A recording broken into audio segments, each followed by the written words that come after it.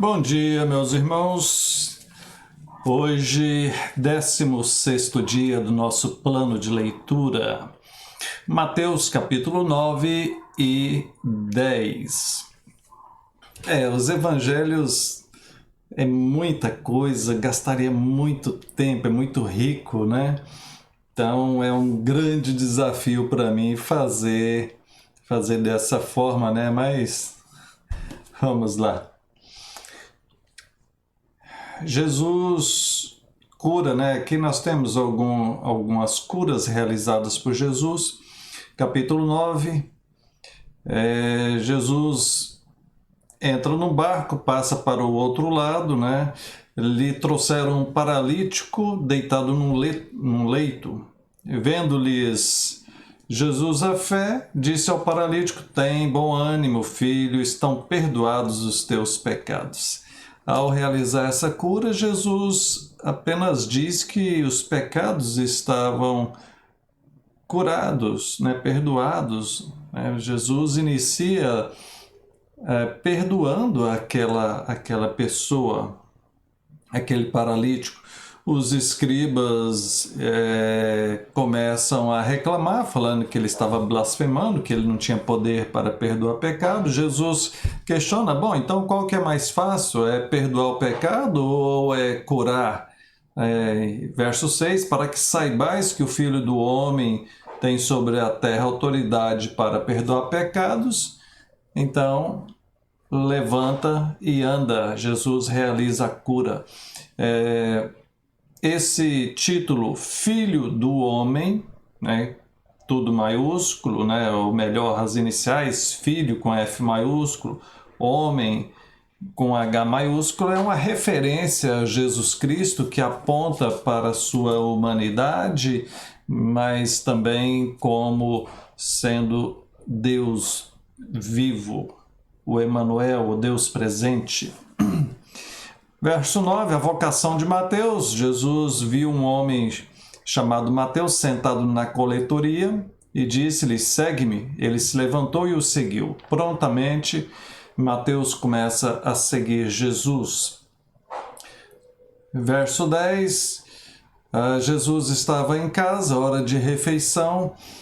Muitos publicanos e pecadores vieram e tomaram lugares com Jesus e seus discípulos. E é interessante a cultura de cada povo, né? Naquela época, a refeição era algo aberto. Então, geralmente, as casas ficavam com portas e janelas abertas e algumas pessoas paravam para ver o outro se alimentando e alguns entravam e se sentavam à mesa. Alguns porque eram convidados e outros, mesmo sem ser convidados, eles poderiam, desde que a porta estivesse ali aberta. Era um ato público a refeição. E então muitos foram tomar lugar porque Jesus estava entre eles.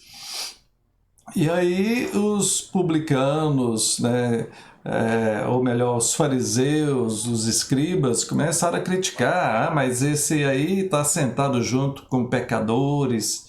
E Jesus menciona, né, os sãos não precisam de médico, e sim os doentes. Ide aprendei o que significa misericórdia quero e não holocaustos, pois não vim chamar justos, e sim pecadores ao arrependimento. Jesus estava com aqueles mesmo, com aqueles que sentiam a sua necessidade de estar mais próximo, e não com aqueles religiosos que já se achavam muito bons, e na verdade não eram, né? A partir do verso 14, ele fala sobre o jejum. Quando questionam eles, olha, os discípulos de João jejuam, mas os seus discípulos não jejuam. Jesus explica que o jejum é quando ele partisse. Depois, verso 18, pedido de um chefe. Jairo, né, era alguém influente.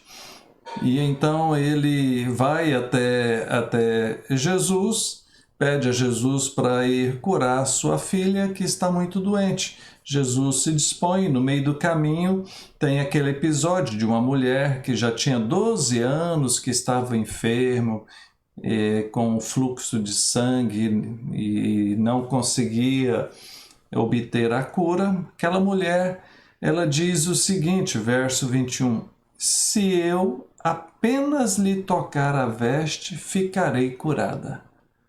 É impressionante. Ela vai, consegue tocar nas vestes de Jesus. Jesus fala para ela, olha, a tua fé te salvou. O Senhor valoriza a fé daquela mulher.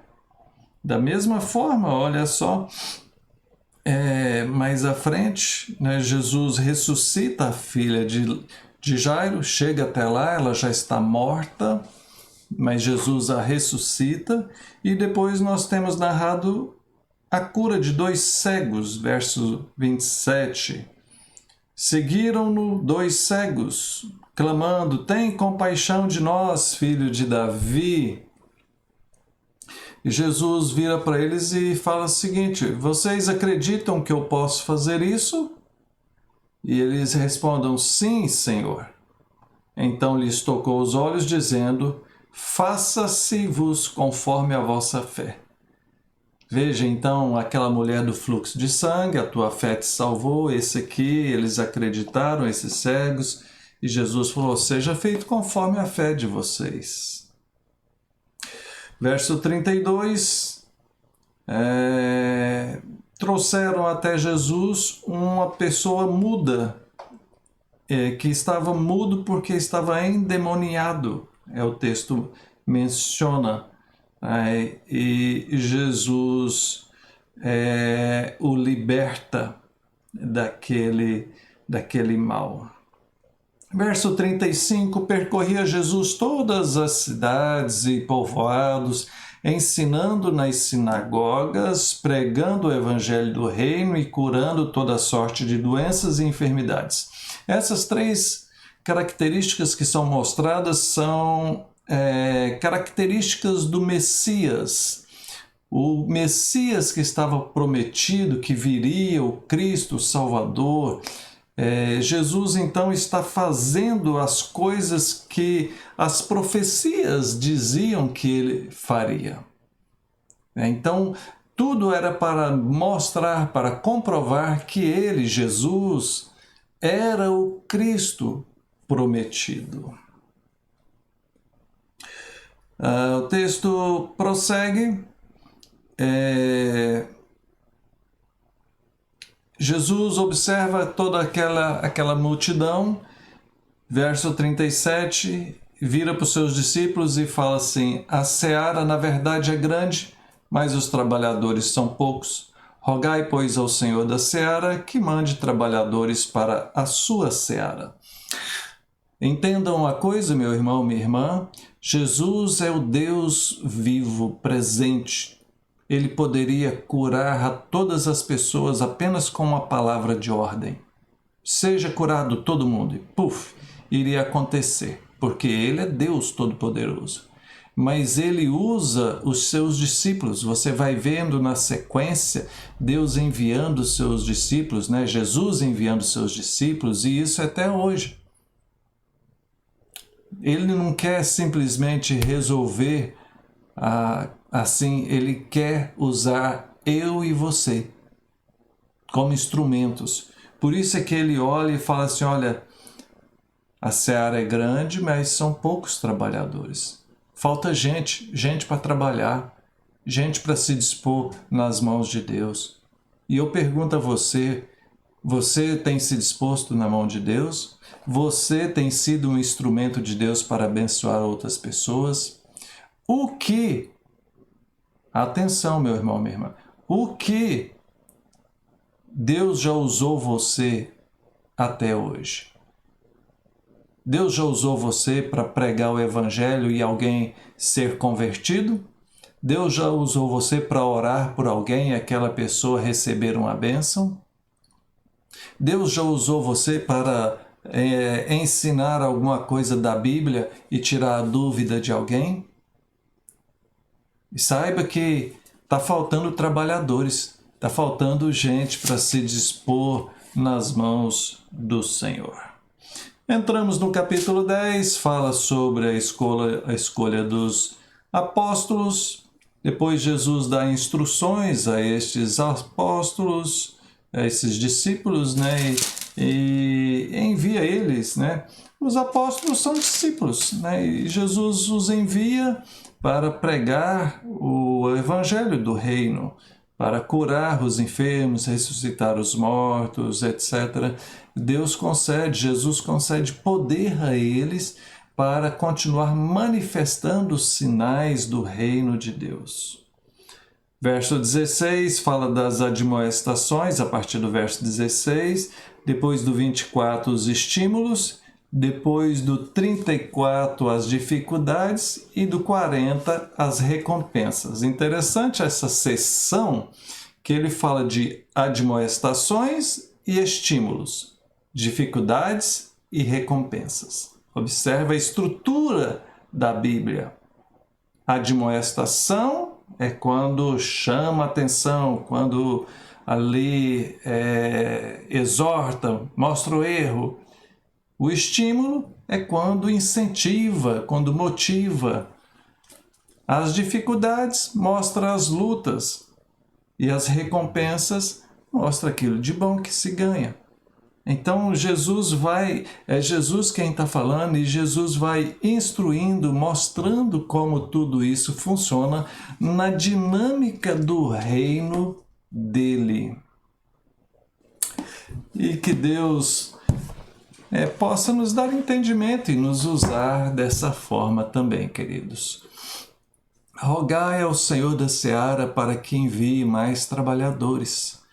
E eu quero encerrar fazendo essa oração, que Deus levante a mim, a você e a outras pessoas, porque há muita coisa para ser feito, muitas pessoas que precisam ainda ouvir do Evangelho e entender esse Evangelho da graça do Senhor Jesus. Vamos orar? Senhor, obrigado por Tua palavra. Eis-nos aqui, nos abençoe, nos use para a graça do Senhor, para a glória do Senhor. Desperta, ó Deus, envia mais trabalhadores. Envia mais homens e mulheres dispostos a falar, pregar, ensinar, cuidar, ajudar, enfim, fazer a obra que a Tua igreja, que o Teu reino necessita, Pai. Envia essas pessoas, em nome de Jesus. Amém. Amém, um grande abraço e que Deus te abençoe.